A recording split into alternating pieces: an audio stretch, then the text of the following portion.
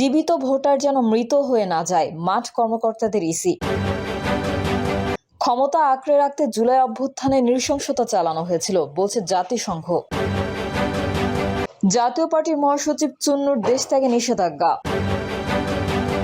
অন্তর্বর্তী সরকার শুধু সংস্কার নিয়ে ব্যস্ত বলছেন গয়েশ্বরচন্দ্র রায়। এবং সর্বশেষ জানাবো, হাসিনা সরকার গুরুতর মানবাধিকার লঙ্ঘনে জড়িত বলছে জাতিসংঘ।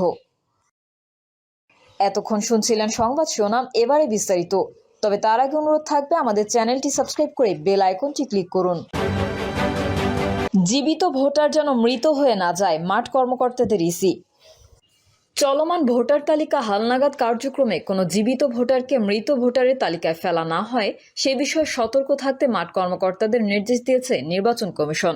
নির্দেশনায় বলা হয়, ভোটার তালিকা থেকে মৃত ভোটারের নাম কর্তনের কাজটি অত্যন্ত গুরুত্বপূর্ণ, যা অতি সতর্কতার সহিত সম্পন্ন করা বাঞ্ছনীয়। কাজটি সতর্কতার সহিত না করলে একজন জীবিত ভোটার তালিকা থেকে কর্তন হয়ে যেতে পারে, তখন ওই ভোটারের জাতীয় পরিচয়পত্র অচল হয়ে যাবে।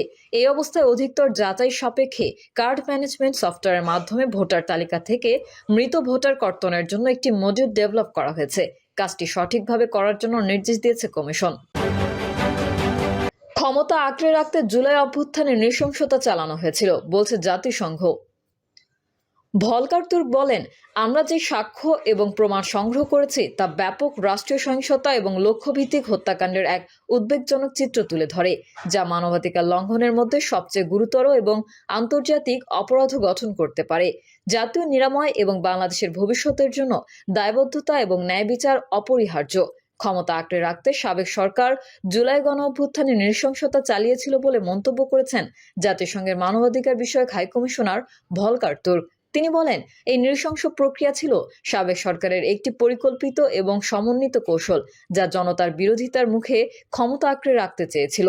বিক্ষোভ দমন করার কৌশলের অংশ হিসেবে রাজনৈতিক নেতৃত্ব এবং ঊর্ধ্বতন নিরাপত্তা কর্মকর্তাদের অজ্ঞাতসারে তাদের সমন্বয় ও নির্দেশনায় শত শত বিচার বহির্ভূত হত্যাকাণ্ড, ব্যাপক নির্বিচারে গ্রেফতার ও আটক এবং নির্যাতন চালানো হয়েছে বলে বিশ্বাস করার যুক্তিসঙ্গত কারণ রয়েছে। প্রতিবেদনে বলা হয়েছে, অন্তর্বর্তী সরকারের প্রধান উপদেষ্টা মোহাম্মদ ইউনূসের অনুরোধে জাতিসংঘের মানবাধিকার কার্যালয় সেপ্টেম্বর মাসে একটি দল প্রেরণ করে, যার মধ্যে মানবাধিকার অনুসন্ধানকারী, একজন ফরেনসিক চিকিৎসক এবং একজন অস্ত্র বিশেষজ্ঞ অন্তর্ভুক্ত ছিলেন, যাতে মরণঘাতী ঘটনাগুলোর বিষয়ে একটি স্বাধীন ও নিরপেক্ষ তথ্য অনুসন্ধান পরিচালনা করা হয়। হাইকমিশনার বলেন, বাংলাদেশের জন্য এগিয়ে যাওয়া সর্বোত্তম পথ হলো একটি বিস্তারিত প্রক্রিয়ার মাধ্যমে এই সময়ে সংগঠিত ভয়াবহ অন্যায়গুলোর সত্য উন্মোচন, নিরাময় এবং জবাবদিহিতার মুখোমুখি হওয়া এবং গুরুতর মানবাধিকার লঙ্ঘনের ধারাবাহিকতার প্রতিকার করা এবং এর পুনরাবৃত্তি যাতে আর কখনো না ঘটতে পারে তা নিশ্চিত করা। জাতীয় পার্টির মহাসচিব চুন্নুর দেশ ত্যাগে নিষেধাজ্ঞা।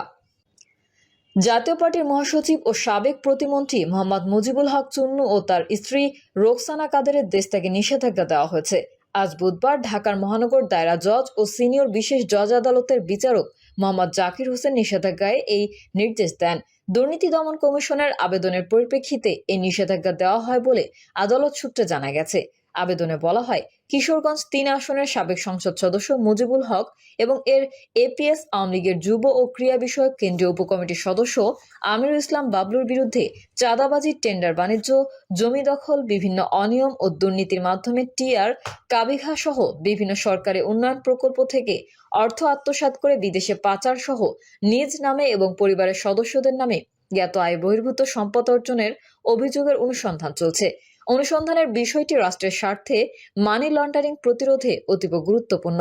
আবেদনে আরও বলা হয়েছে, অনুসন্ধানকালে গোপন সূত্রে জানা গেছে, মুজিবুল হক চুন্নু ও তার স্ত্রী রোকসানা কাদের বিদেশে পালিয়ে যাওয়ার চেষ্টা করছেন।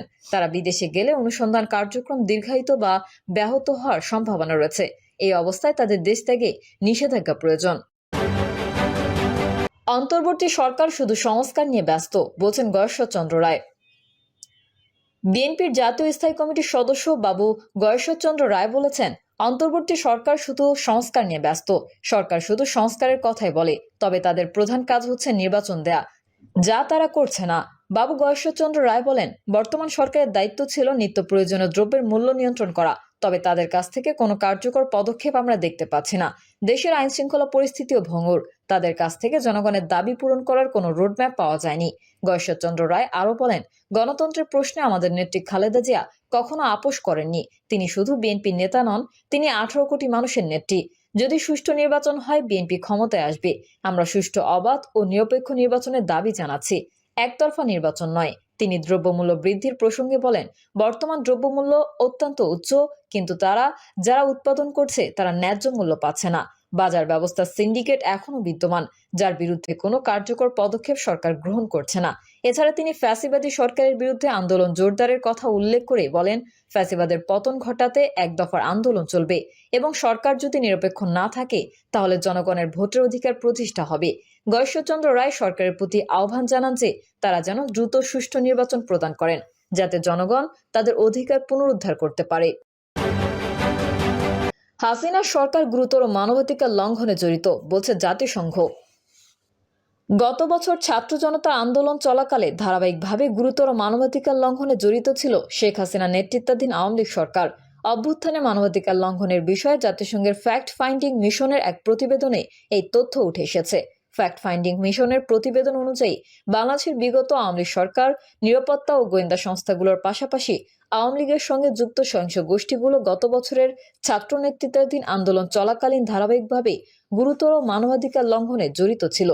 উচ্চপদস্থ কর্মকর্তাদের সাক্ষ্য এবং অন্যান্য প্রমাণের ভিত্তিতে প্রতিবেদনে আরও উল্লেখ করা হয়েছে, বিক্ষোভকারী এবং তাদের সমর্থকদের উপর আক্রমণ ও সহিংস দমন পীড়নের জন্য একটি আনুষ্ঠানিক নীতি অনুসরণ করা হয়েছিল।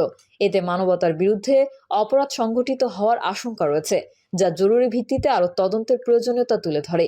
বিভিন্ন বিশ্বস্ত সূত্রের তথ্যের ভিত্তিতে জাতিসংঘের প্রতিবেদনে বলা হয়েছে, 1 জুলাই থেকে 15 আগস্টের মধ্যে প্রায় 1400 জন নিহত হয়ে থাকতে পারেন। আহত হয়েছেন হাজার হাজার মানুষ, যাদের বেশিরভাগই নিরাপত্তা বাহিনীর গুলিতে আহত হন। নিহতদের মধ্যে 12 থেকে 13% শিশু ছিল বলে প্রতিবেদনে উল্লেখ করা হয়েছে। বাংলাদেশ পুলিশ জানায়, ওই সহিংসতায় তাদের 44 জন কর্মকর্তা প্রাণ হারান। প্রতিবেদনে বলা হয়েছে, বিক্ষোভের সূত্রপাত হয়েছিল উচ্চ আদালতের সরকারি চাকরিতে কোটা ব্যবস্থা পুনর্বহালের সিদ্ধান্তকে কেন্দ্র করে। তবে এর মূল কারণ ছিল আরও গভীর ধ্বংসাত্মক দুর্নীতিগ্রস্ত রাজনীতি ও শাসন ব্যবস্থার ফলে সৃষ্টি হওয়া অর্থনৈতিক বৈষম্য। ক্ষমতা ধরে রাখতে আওয়ামী লীগ সরকার এই বিক্ষোভ দমন করতে ধারাবাহিকভাবে আরও সহিংস পন্থা অবলম্বন করেছিল। গণবিরোধিতার মুখে ক্ষমতা ধরে রাখার জন্য সাবেক সরকার সচেতনভাবে পরিকল্পিত ও সমন্বিত কৌশল হিসেবে এই নৃশংস দমন নীতি গ্রহণ করেছিল, বলেন জাতিসংঘের মানবাধিকার প্রধান ভলকার তুর্ক। তিনি আরও বলেন, বিক্ষোভ দমন কৌশলের অংশ হিসেবে শত শত বিচার বহির্ভূত হত্যা, ব্যাপকভাবে নির্বিচার গ্রেফতার ও আটক এবং নির্যাতন সংঘটিত হয়েছে।